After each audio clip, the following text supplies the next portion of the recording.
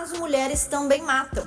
Uma ex-vereadora do PT assassinou o próprio marido, violência doméstica, na frente do filho, que vendo a cena, evidentemente entrou em estado de choque. Nada na tribuna, observatório da violência, nada. Deputada do PT, silêncio, nada aconteceu. É porque nós estamos falando de uma vítima homem. E nesse país se considera a vida do homem menos importante, menos valiosa e menos digna que a vida da mulher. Toda semana, nessa casa, na tribuna ou na TVA, que eu faço questão de assistir para ver o que está passando, sempre tem assunto sobre violência doméstica. No dia 21 de junho aconteceu um episódio chocante de violência doméstica aqui em Santa Catarina, e eu fiquei cuidando na TVA e aqui na tribuna se alguma feminista dessa casa ia aparecer para comentar. O que aconteceu de fato? Uma ex-vereadora do PT assassinou o próprio marido, violência doméstica, na frente do filho, que vendo a cena, evidentemente entrou em estado de choque. Do dia 21 de junho até hoje, 10 dias, nada na TVA, aquele silêncio, né, ensurdecedor. Nada na tribuna, observatório da violência da mulher, nada. Deputada do PT, silêncio, nada aconteceu. Isso, presidente, é porque nós estamos falando de uma vítima homem. E aqui nessa Assembleia, infelizmente, as vítimas do sexo masculino recebem pouquíssima atenção, embora paguem muito imposto. O nosso estado é o estado mais seguro do Brasil, então acho que antes da gente conversar sobre isso, é bom trazer alguns dados. Aqui, no nosso estado de Santa Catarina, as mulheres vítimas de violência homicida, as mulheres assassinadas, no último índice, foram 56 em um ano. Isso quer dizer 1,6 para cada 100 mil mulheres. O Atlas da Violência de 2025, desse ano, está registrando a menor taxa de homicídios de todo o país aqui no nosso estado. São 9 homens assassinados para cada 100 mil. Ainda assim, esses números são chocantes. Nós estamos falando de 6 vezes mais homens assassinados do que mulheres.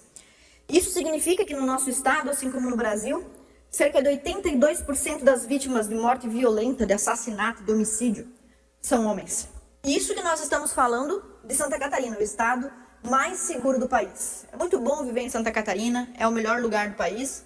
Esses índices que nós estamos denunciando aqui ainda refletem um cenário muito positivo com relação aos outros estados. Além disso, os nossos números mostram que de 2019 a 2024, por causa de políticas de prevenção e políticas de segurança pública do governo, por causa disso, não por causa das feministas, que elas não acrescentam em nada, mas por causa disso nós conseguimos reduzir em 12% o número de mulheres assassinadas. Mesmo com esses índices que, sim, cada vida que se perde é importante, mas são índices positivos se comparados ao resto do Brasil, e mesmo comparando o Brasil no geral, senhor presidente, os homens são 9, 10, 11 vezes mais vítimas de homicídio, de morte violenta do que as mulheres. Mesmo assim, nós temos uma indústria de lei sexista nesse país. Tanto lá no Congresso, quanto aqui nessa casa, basta fazer uma pesquisa rápida na plataforma online que apresenta os projetos de lei no geral, os projetos de lei apresentados, as proposições, é só procurar lá, homem ou mulher, para ver a quantidade de projeto pró-mulher que existe, visando separar, criar cada vez mais um espírito sectário no nosso estado, com leis sexistas. Há 7 anos que estou aqui denunciando, algumas dessas leis a gente consegue derrubar, mas nem todas. E toda vez que a gente fala sobre isso, aparece alguém dizendo, mas quem que são os assassinos? Quem é que comete esses crimes? E aí o discurso das feministas, aqui nessa casa tem duas feministas. Silêncio sobre o caso quando envolve uma vítima homem. Pois bem, essas duas feministas estão sempre aqui falando dos homens como se eles fossem agressores em potencial e as mulheres fossem vítimas universais. Só que esse caso dessa petista que, segundo os investigadores, teria assassinado o marido na frente do próprio filho, mostra que as mulheres também matam. Aqui dentro dessa casa tem um projeto de lei para que os homens que praticam violência doméstica façam parte de um grupo de diálogo, um grupo de conversa. De repente falta conversa na vida desses caras, não falta medo da lei ser cumprida, não, é conversa que falta. Mas eu vou perguntar agora para a bancada da mulher, composta só por 2 pessoas, um negócio impressionante, se elas vão propor também grupos reflexivos para ex-petistas que assassinam o marido. Será que vai ter esses grupos reflexivos aqui? Essa senhora aí está sendo acusada, segundo as investigações, olha só, ex-vereadora do PT foge após mandar matar o marido com um tiro.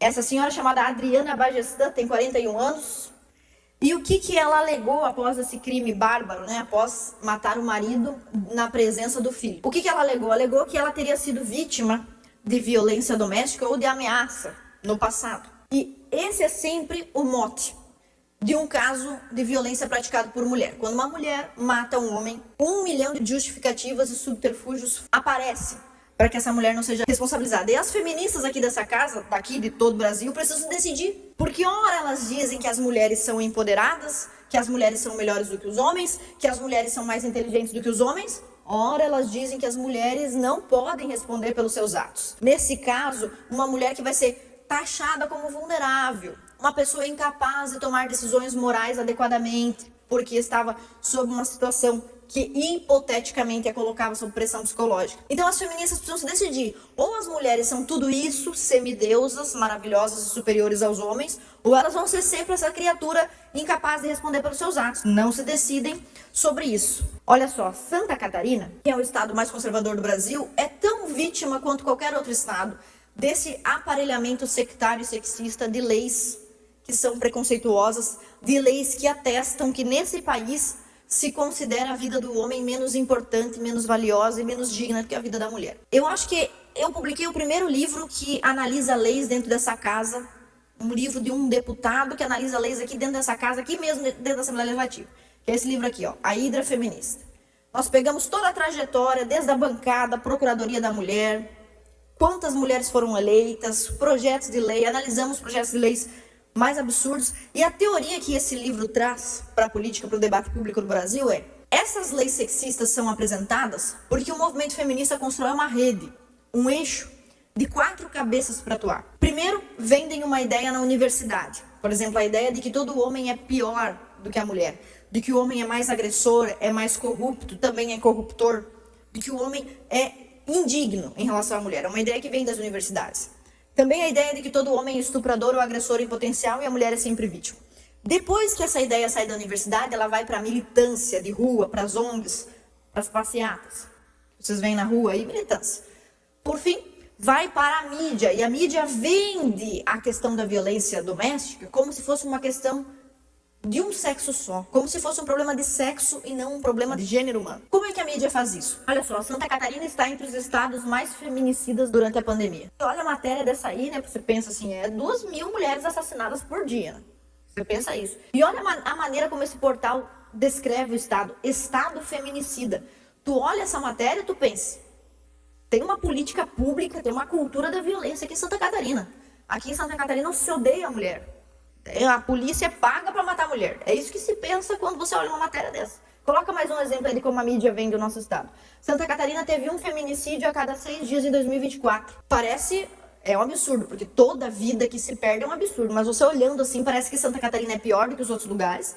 E parece que as mulheres sofrem mais que os homens. Só que a mesma taxa aplicada aos homens mostra que a cada 20 horas, menos de um dia, a cada um dia, um homem é assassinado em Santa Catarina. Mas ninguém se importa, porque a vida do homem não vale nada nesse parlamento aqui, não vale nada no Congresso Nacional, não vale nada para a mídia. Esses 2 exemplos aí de propaganda midiática mostram a terceira etapa. A última é chegar aqui no parlamento com alarmismo de gênero, alarmismo de violência. Como se existisse uma epidemia, como se o nosso estado fosse um estado feminicida. Olha só, também aqui em Santa Catarina. Esse pai morreu na frente da própria filha tentando salvar a vida da ex-esposa. A ex-esposa estava com o seu atual namorado, um homem agressivo e violento, e o pai se sacrificou num ato de heroísmo que é, embora as feministas não queiram aceitar, muito comum ao sexo masculino. Os homens sempre foram considerados e assim respeitados pela história milênios, como heróis, como guerreiros. Mas o movimento feminista vem da imagem aí de que o homem é um agressor em potencial. Então, para concluir, o que nós estamos propondo? Estamos propondo agora uma moção, uma homenagem póstuma a este homem. Nós estamos propondo uma homenagem póstuma a este homem que morreu tentando salvar uma mulher.